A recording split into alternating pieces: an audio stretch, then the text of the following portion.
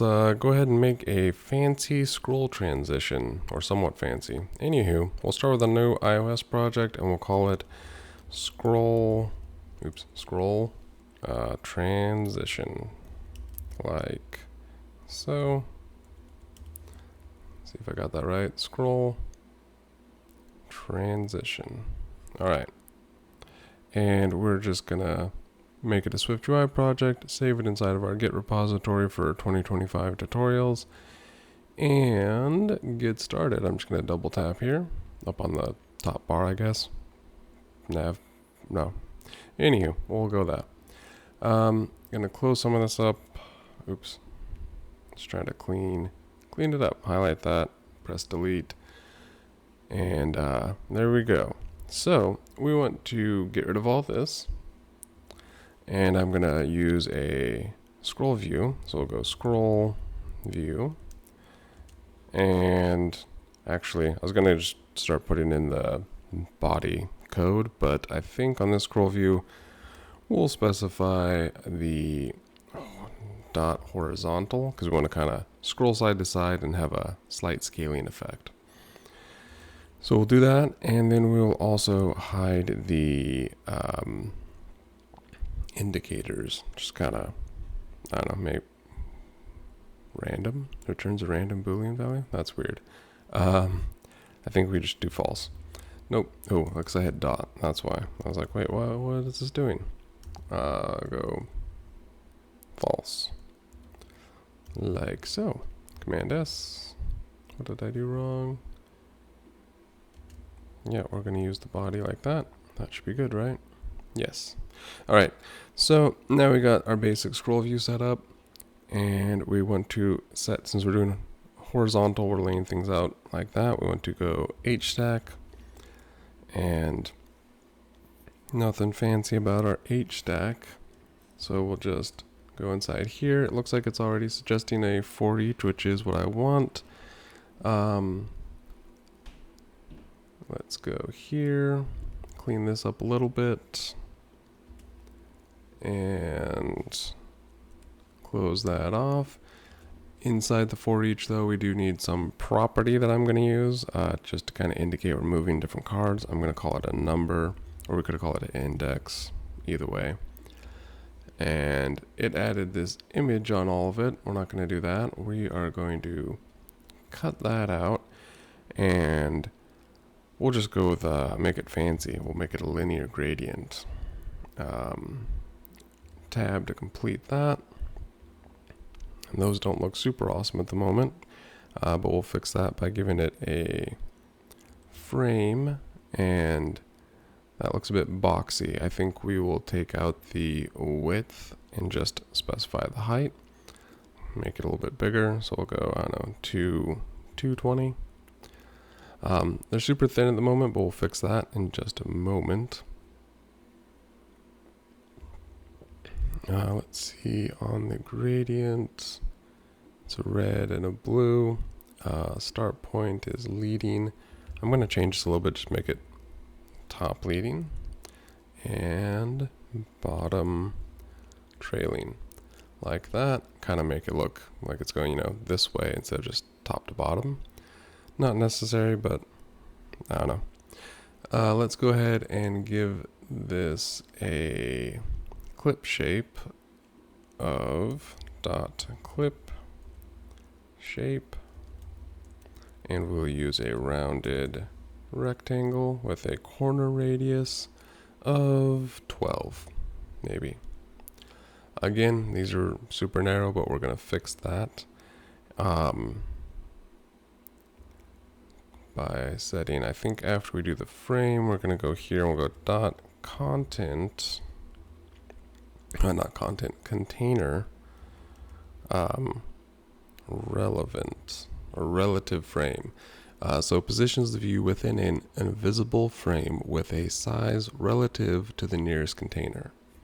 All right, so we'll tab, accept that. Except it added in all this junk that I don't need. I just want to go dot horizontal. And then we have this now. And you can scroll it and it doesn't look great because it's not snapping to anything. But now the frame's not just, the frame will be relative to the container instead of, a fixed frame that we're going to give it. And we're going to clean it up so it doesn't look that bad. So we'll do an overlay. Again, kind of sticking with the overlays on every video, I guess. Overlay, like so. And here we're just going to put in the number. So text, and we're going to go string interpolation like so. And we'll go number, undo, number, like so. And then we get 0, and make it a little bigger. We'll go dot font, dot large title, and we'll go dot font weight, and we'll give it semi-bold. And then we'll also give it a foreground style of dot white. And there we go. Looks 0, 1, and so forth. So I think that looks pretty good. We will go ahead and make this kind of snap instead of just be this like, oh, it's halfway here, it's halfway there. We're going to give it a little bit of padding and make it snap. So we'll go to, here's the end of our for each. Not going to do anything there. We're not going to do anything at the H stack, but if we go to our scroll view here, I'm pretty sure this is where we want to do this. We want to go dot scroll target. So scroll target layout, I believe, is what we need to, nope, that didn't work. Maybe I have to add add that to the right. I added it to the scroll view. Actually, I think I need to add this to the H stack like that. Get the previewed update. And then to get this working the rest of the way, I think I need to add the remaining modifiers to our scroll view. We're going to go dot scroll, and this one's going to be target behavior. There we go. And we'll go dot view. So the scroll behavior that aligns scroll targets to view-based geometry. So this should do, I think. Now if we go here, yep. So see if I try to put it part way, just snaps back. Let me comment out scroll target layout and see. Yep. So we need the scroll target layout here on the H stack, or your view inside of your scroll view. And then to modify the scroll view, we apply the scroll target behavior, and then we set our alignment, or how we want the behavior to behave. And that gets us this nice snapping. Now these they're too close, so we're going to fix that by going dot container margins, and here autocomplete put a 0, but I want to give it a value of, I don't know, 42 or something. Ooh, that's too much. 20. That's fine, maybe. And it's looking a little better, but not quite there yet. Let's see what we can do here to give it just a little better, because this is not looking the best. I mean, it's looking better. If we go here and we go for not dot for colon dot scroll content, the scroll content placement. Let's see. Back to 0. Doesn't seem to have done much. Let's go ahead and start maybe working on adding our effects here, or adjusting the actual scroll transition. So we go to our, for the scroll transition, we want to add it to our linear gradient, or whatever view we would actually have here. So we'll go here and go dot scroll transition. So applies the given transition, animating between the phases of the transition as the view appears and disappears. All right, that sounds like what we want. It's setting an opacity here, but we want to use the visual. I think there was scroll transition. Configure the transition. Scroll transition phase and visual effect. Yeah, that's the one. And it just sets an opacity. So we will go effect like that, and then we'll also use the phase like that. Escape instead of accepting these random completions, and then we will go in. Oops, that's another problem. I need to messing up here. We gotta make this a closure, and then we'll go in like that, and then I'll hit enter. No, not int. In, escape, enter. Close that curly brace, and then inside here we can use the effect like so, and go dot opacity, and I don't think I want to do just the phase here. I want to use the transition. Oh, not the transition. I want to use the phase. So scroll transition phase. Yep, that's what I want to use. The phase dot is identity. We'll go tab to complete that, and then if I option click on is identity, it doesn't tell me much. Yeah, it doesn't tell me much at all. Okay, never mind. Should look into that a little bit more.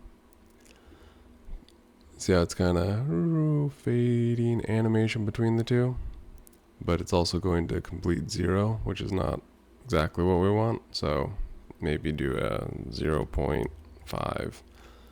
And then we're transition fades out, but it's not. Got to reposition these a little bit. It's not quite the layout I need. Like, see, the views are all, when I go over, the views are all the way off, so I need to fix something there. But so that's the animating the opacity of it. We could also do other things like scale effect, and again we can just mess with the phase here.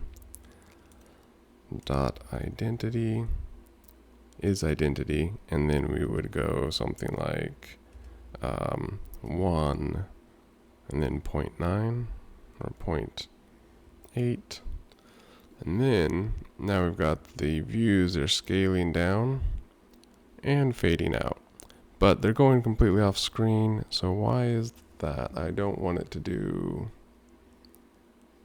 that. Oh, maybe it's because when I was doing this I had maybe I don't remember, put the space in there. Gotta be more careful with my autocomplete. Xcode completes things for me, and then I'm like, yeah, sure, go for it, Xcode. No, that didn't seem to fix anything.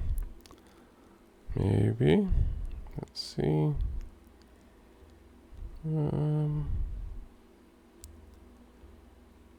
Maybe we need to adjust the content margin to be something like 6.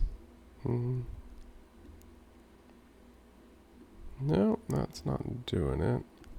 We'll go at least 16, right? 16. Give it a little bit of space around it. But apparently I need to look into why. I've done this before. I was like, wait, there's a way so when you scroll so you could still see like a little bit of the next view.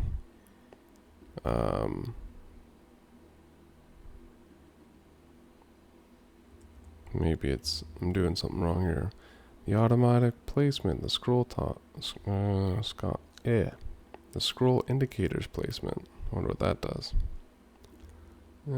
Just spreads it all out.